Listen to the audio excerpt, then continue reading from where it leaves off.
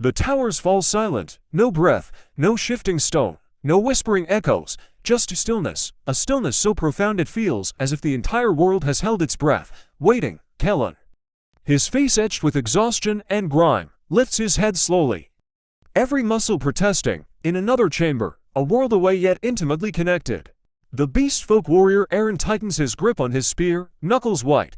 The air itself seems to crystallize. Then, a single voice drops into their minds, not as a sound, but as an invasive presence. It is cold, echoing, heavy with the crushing weight of centuries of divine authority. The words are a pronouncement of final judgment. Your lessons end now.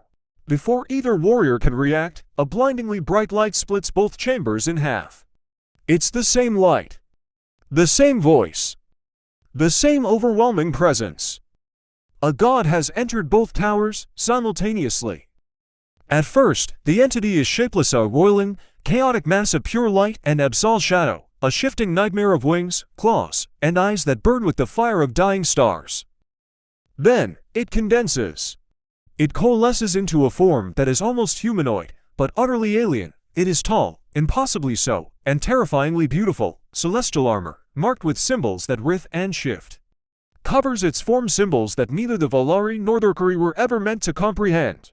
The god's voice booms, no longer a thought but a physical force that shakes the very foundations of the towers. Balance leads to unity, unity leads to rebellion. The war must continue.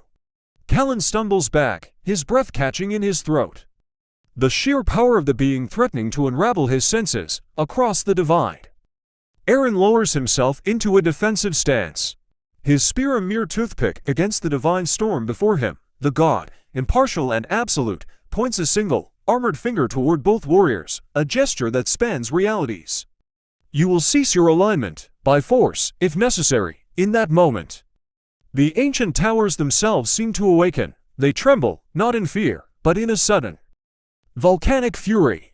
The ancient stones, the forgotten magic, the very will of the structures rise up to meet the challenge. The game has changed, the rules have been broken, and the pieces on the board are finally fighting back against the player. What happens when the tools of a god decide they've had enough? We're about to find out. Thanks for watching, everyone.